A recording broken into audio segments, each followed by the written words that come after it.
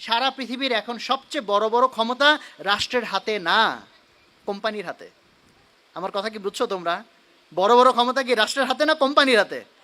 ধরো, সারা পৃথিবীতে ইসলাম নিয়ে যত প্রচার প্রচারণা ওয়াজ নসিহাত হচ্ছে, তার মধ্যে একটা বড় অংশই তো এখন অনলাইনে হচ্ছে। অফলাইনে আর কয়জন? অনলাইনে কোটি কোটি ভিউয়ার। ফেসবুক আর ইউটিউব মিলে যদি ডিসিশন নেয় যে আমাদের প্ল্যাটফর্মগুলোতে আমরা কোনো ইসলামিক কন্টেন্ট অ্যালাউ আর করব না, তুমি দেখো যে রাতারাতি কত বড় সর্বনাশ তাদের দ্বারা করা সম্ভব।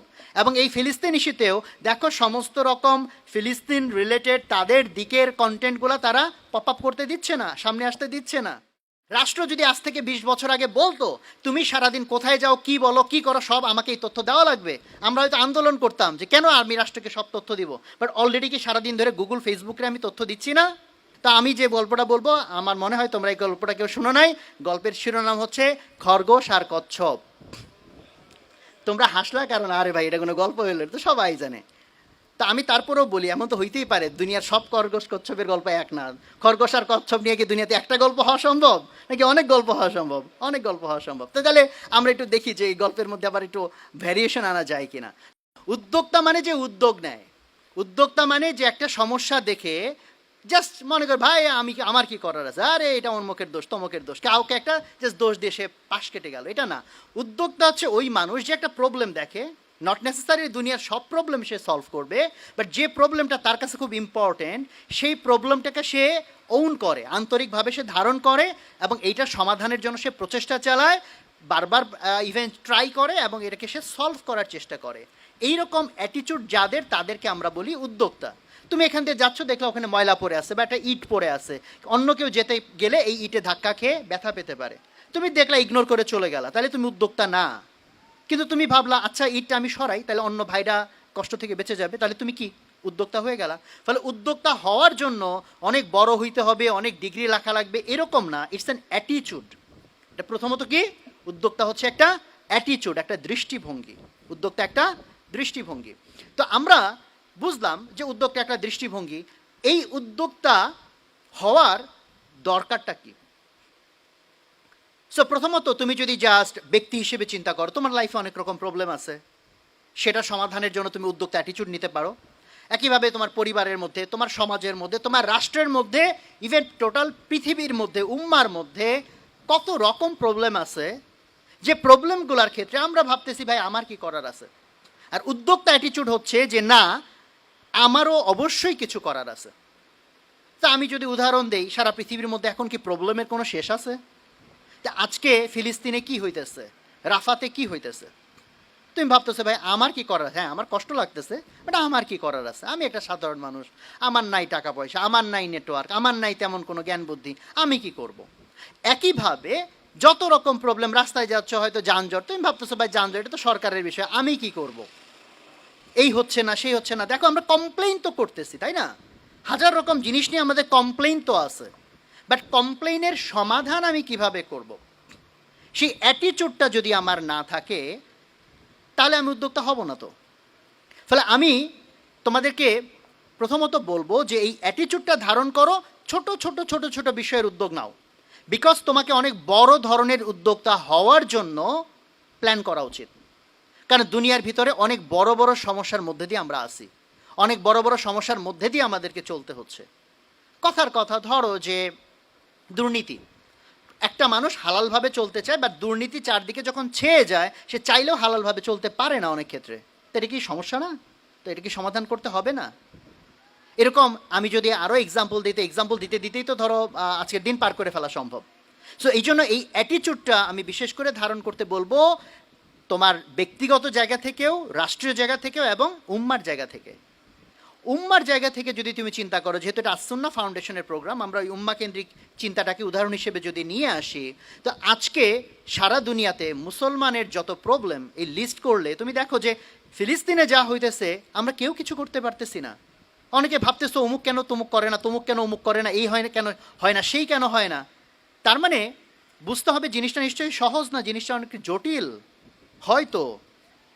তাহলে তুমি যদি এই জটিলতার ভিতরে যাও, এটা যদি আমি অ্যানালাইসিস করার টাইম পাইতাম হয়তো 1-1.5 ঘন্টা সময় নিয়ে, তাহলে দেখাইতাম প্রবলেমগুলো কত লেয়ারে তৈরি হয়েছে এবং প্রত্যেকটা লেয়ারে আমাদের কত বেশি উদ্যোক্তা দরকার। শুধু এইটুকু আগে বোঝার চেষ্টা করো, তোমরা যখনই বড় প্রবলেম চিন্তা করো তখন হয়তো ভাবো যে আমার বোধহয় রাষ্ট্রনায়ক হওয়া দরকার, প্রেসিডেন্ট প্রধানমন্ত্রী না হইলে বড় সমস্যা তো সমাধান করা যাবে না। বাট আগে তোমাদের মাথায় এইটুকু ঢোকা উচিত, সারা পৃথিবীর এখন সবচেয়ে বড় বড় ক্ষমতা রাষ্ট্রের হাতে না, কোম্পানির হাতে। আমার কথা কি বুঝছো তোমরা? বড় বড় ক্ষমতা কি রাষ্ট্রের হাতে না কোম্পানির হাতে? ধরো সারা পৃথিবীতে ইসলাম নিয়ে যত প্রচার প্রচারণা ওয়াজ নসিহাত হচ্ছে, তার মধ্যে একটা বড় অংশই তো এখন অনলাইনে হচ্ছে। অফলাইনে আর কয়জন? অনলাইনে crore crore viewer. And Facebook আর ইউটিউব মিলে যদি ডিসিশন নেয় যে আমাদের প্ল্যাটফর্মগুলোতে আমরা কোনো ইসলামিক কন্টেন্ট অ্যালাউ আর করব না, তুমি দেখো যে রাতারাতি কত বড় সর্বনাশ তাদের দ্বারা করা সম্ভব। এবং এই ফিলিস্তিন ইস্যুতেও দেখো সমস্ত রকম ফিলিস্তিন রিলেটেড তাদের দিকের কন্টেন্টগুলো তারা পপ আপ করতে দিচ্ছে না, সামনে আসতে দিচ্ছে না। আমার পরিচিত এক ফ্রেন্ড কয়েকদিন আগে ফেসবুক থেকে চাকরি ছেড়ে দিল এই কষ্টে, যে তারা ফেসবুকে ইন্টারনালি কারেক্ট করার চেষ্টা করছে, বাট সফল হয় নাই। তুমি এখন দেখো যে আমাদের মূলত আমাদের প্রতিবাদ হয়ে গেছে বয়কটমূলক। বয়কট তো একটা প্রতিক্রিয়াশীল প্রতিবাদ, যে আমি ভাই কিছু করতে পারতেছি না, তাও তোমার জিনিস নিলাম না। বাট আমাদের নিজেদের ফেসবুক তাইলে কই, আমাদের নিজেদের ইউটিউব তাইলে কই? তুমি কি মনে করতেছো না রাষ্ট্র গঠন করার চেয়েও এগুলো বড় কাজ? যে রাষ্ট্র তোমাকে আজকের দিনে কতগুলা জিনিসে তোমাকে প্রভাবিত করছে, আজকের দিনে কতগুলা ধ্যান ধারণা তোমার মাথার মধ্যে ঢুকাচ্ছে। আর কোম্পানিগুলা, রাষ্ট্র যদি আজ থেকে 20 বছর আগে বলতো তুমি সারাদিন কোথায় যাও, কি বলো, কি করো, সব আমাকে এই তথ্য দেওয়া লাগবে, আমরা হয়তো আন্দোলন করতাম যে কেন আমি রাষ্ট্রকে সব তথ্য দিব। বাট অলরেডি কি সারাদিন ধরে গুগল ফেসবুকে আমি তথ্য দিচ্ছি না? তাহলে আমি এখন কি করতেছি, কি যাইতেছি, কি খাইতেছি, কার সাথে চলতেছি, সব কি তারা জানে নাকি জানে না? জানে। তো প্রযুক্তির জায়গা থেকে বলো, সমস্তগুলো জায়গা থেকে বলো, যত রকম প্রবলেম সেটা দেখো, সেটার সমাধান। ধরো তুমি বলো যে আমার ইনকাম হারাম, যেহেতু এটা আমি একটা এক্সাম্পল হিসেবে দিলাম, ভাই চারদিকে সুদী ব্যবস্থা ইত্যাদি ইত্যাদি, সারা পৃথিবীর এই যে ধরো মনিটারি কন্ট্রোল, এটা রাষ্ট্রের হাতে যতটুকু, তুমি যদি অনেক ভিতরে যাও দেখবে এখানে বিশাল একটা অবদান কোম্পানিদের, দ্য কর্পোরেশনস।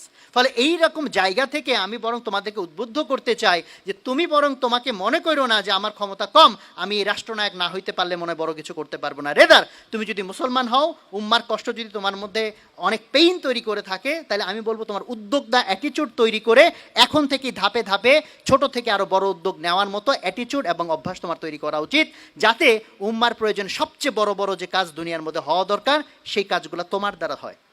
সো এখন এইটা জায়গাটা আমি পারপাসের জায়গাটা ক্লিয়ার করার চেষ্টা করলাম। সো অনেকে মনে করতে পারি আমি উদ্যোক্তা হব সো দ্যাট আমি অনেক বড় টাকা কামাইতে পারি, আমি অনেক বড় ফেম কামাইতে পারি, তাহলে তো আমি বলবো ওই মামুনের মতো হয়ে যাবে, ভালো হইতে গিয়ে খারাপ হয়ে যাবে। সো আমরা টাকা কামানো বলো, ক্ষমতা কামানো বলো, যা কিছু হোক সেটা আমরা যদি কামাই, আমাদের নিয়ত হইতে হবে এটা আল্লাহর রাজি খুশির জন্য, উম্মতের কল্যাণের জন্য। জাস্ট এটা আমার অ্যারোগেন্সের জন্য না, আমার ভাব মারার জন্য না।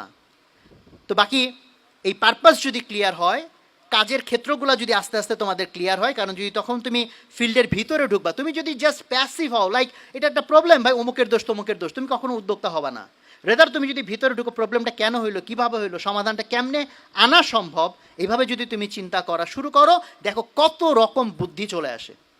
দেন সেটা যদি আসে, এখন নেক্সট আমি কীভাবে এটাকে ইমপ্লিমেন্ট করব। তো উদ্যোক্তা হওয়ার জন্য কী কী করণীয়, এটা তো অ্যাকচুয়ালি ছোটো টপিক না, অনেক বড় টপিক, অনেক রকম এলিমেন্ট এর মধ্যে আছে। জাস্ট আমি ছোট্ট আরেকটা গল্প বলবো, যা আমার আলোচনাটা বোধহয় একটু বেশি ভারী ভারী হয়ে যাচ্ছে কিনা, তো যাতে তোমাদের গল্প যেহেতু মানুষের মনে থাকে, গল্পের মধ্যে দিয়ে অন্তত উদ্যোক্তা হওয়ার জন্য ছোট কিছু উপাদান তোমার মাথায় ঢুকে যে এই উপাদানগুলো অন্তত আমার লাগবে। আমি যে গল্পটা বলবো এই গল্পটা মেবি তোমরা কেউ শুনো নাই, নাকি তোমাদের শোনা গল্প বললে ভালো হয়? কোনটা বলবো? না শোনা গল্প না, মানে নতুন জিনিসটায়। তো আমি যে গল্পটা বলবো আমার মনে হয় তোমরা এই গল্পটা কেউ শুনো নাই। গল্পের শিরোনাম হচ্ছে খরগোশ আর কচ্ছপ। তোমরা হাসলা কারণ আরে ভাই এটা কোনো গল্প হইলো, তো সবাই জানে। তা আমি তারপরেও বলি, এমন তো হইতেই পারে দুনিয়ার সব খরগোশ কচ্ছপের গল্প এক না।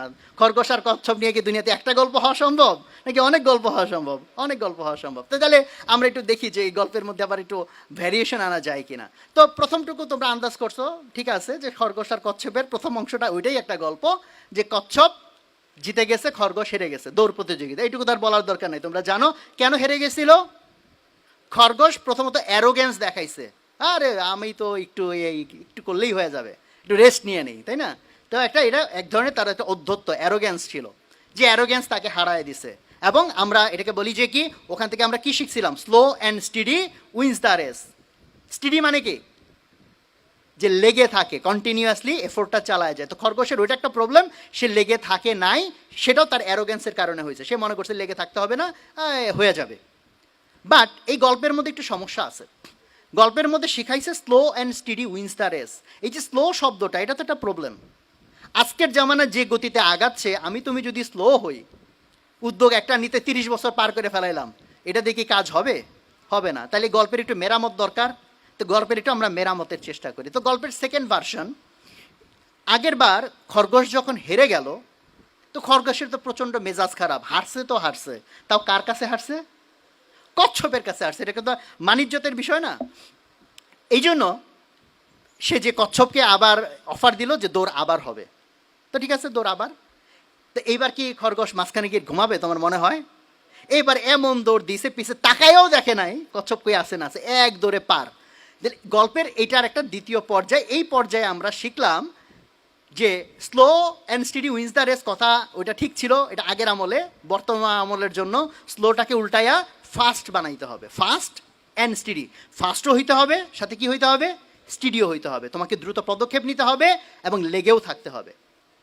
গল্পের এরপরে আরেকটু আছে, কচ্ছপ যখন হেরে গেল, ওর মন খারাপ। খরগোশের হয়েছিল মেজাজ খারাপ, কচ্ছপের হয়েছে মন খারাপ। কচ্ছপ ভেবে দেখলো, তাই তো, ও যদি ঠিকঠাক দৌড়ায়, ওর সাথে তো আমি জীবনেও পারবো না। আমার এইটুক পাই, এটা দিয়ে আমি কেমনি ওর সাথে পারবো? এই জন্য এখন এই সমস্ত কেসে মেজরিটি মানুষ কী করবে, হতাশ হয়ে ছেড়ে দিবে, দূর ভাই আমার দিয়ে তো আর হবে না। বাট কচ্ছপ কী করলো, ভাবতেই থাকলো, মাথা খাটাইলো, হাল ছেড়ে দিল না। সে একটা বুদ্ধি বের করে ফেললো। বুদ্ধি বের করার পর খরগোশকে গিয়ে বললো দৌড় আবার হবে। তো খরগোশ তো হাসিই বাঁচে না, বেটা তোর সাথে দৌড় একবার কেন, 100 বার হইলে 100 বারই তো আমি জিতবো। বাট কচ্ছপ সাথে একটা শর্ত দিল যে দৌড় হবে কোন রাস্তা দিয়ে, এটা আমি ঠিক করে দিব। বললো রাস্তা তো কোনো ব্যাপার না, রাস্তা একটা হইলেই হয়েছে। তো কচ্ছপ রাস্তা ঠিক করছে এরকম যে ফিনিশিং লাইনে যাওয়ার আগে মাঝখানে হচ্ছে নদী। নদী হইলে সুবিধা কি, কচ্ছপ তো নদী সাঁতরায় পার হয়ে যাবে। খরগোশ কি সাঁতরাইতে পারে না। তো খরগোশ এক দৌড়ে নদী পর্যন্ত গেছে, যায় তো আর উপায় নাই। কচ্ছপ আস্তে আস্তে নদীর ধারে আসছে, এসে খরগোশের দিকে তাকায় মিটি একটু হাসতেছে যে এখন কেন, হ্যাঁ। তারপরে সে সাঁতরায় পার হয়ে জিতে গেছে। তো এই গল্পের এই পর্যায় থেকে আমরা কি শিখলাম? আমরা শিখলাম তোমাকে যদি উদ্যোগী হইতে হয়, তোমাকে ইনোভেটিভ হইতে হবে, নতুন নতুন রাস্তা খুঁজে বের করতে হবে। চিন্তা করলে হবে না যেটা হবে না।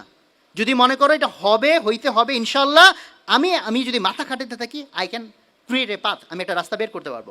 গল্প শেষ হয় নেই, লাস্ট আরেকটু অংশ আছে, ওটা বলে শেষ। এই পর্যায়ে এসে দেখো, একবার খরগোশের মন খারাপ হয়, একবার কচ্ছপের মন খারাপ হয়। তো দুইজন মিলে পরামর্শ করলো, ভাই এমনভাবে দৌড়ানো যায় কি না যে আমরা দুইজনই জিততে পারি, কারো মন খারাপ না হয়। তখন তারা একটা বুদ্ধি করলো। এবারের দৌড়টা হচ্ছে ওই নদীয়ালা রাস্তাতে। দৌড়টা এমনভাবে হইলো, প্রথম কচ্ছপ উঠলো খরগোশের পিঠে, ফলে খরগোশ ওখানে জোরে দৌড়ায়, নদী পর্যন্ত গেছে। যাওয়ার পর চিন্তা করো কি হয়েছে, কচ্ছপ পানিতে নামছে, খরগোশ ওর পিঠের উপর উঠছে, ওকে নদী পার করে দিছে, এবং বাকি রাস্তা খরগোশ আবার কচ্ছপকে পিঠে নিয়ে ফিনিশিং লাইন পর্যন্ত পৌঁছায় গেছে। এবার বলো দেখি কে জিতছে, কার বেশি লাভ হয়েছে? দুইজনের লাভ হয়েছে। সো তুমি যখন উদ্যোক্তা হইতে চাইবা, তুমি জাস্ট একা কিছু করে ফেলবা, এই থিঙ্কিং দিয়ে হবে না। তোমাকে কোলাবোরেট করতে হবে, তোমাকে অন্য কারোর সাথে কমপ্লিমেন্ট করতে হবে। তুমি যেটা পারো না আরেকজন সেটা পারে, তার সাথে টিম আপ করতে হবে, unity have a team work. So উদ্যোক্তা নিয়ে অ্যাকচুয়ালি এত সংক্ষেপে তো আসলে কথা বলা যায় না। আমি জাস্ট তোমাদের মধ্যে অল্প একটু হলো আগ্রহ তৈরির চেষ্টা করলাম যে সারা পৃথিবীর ভিতরে উম্মতের অথবা দেশের অথবা পরিবারের যত প্রবলেম আছে, এটা সলভ করার জন্য আমাদের আবেগ তৈরি হওয়া উচিত এবং আমাদের এই উদ্যোক্তা অ্যাটিটিউড নিয়ে আগায় যাওয়া উচিত। আল্লাহ তাআলা আমাদেরকে তৌফিক দান করেন।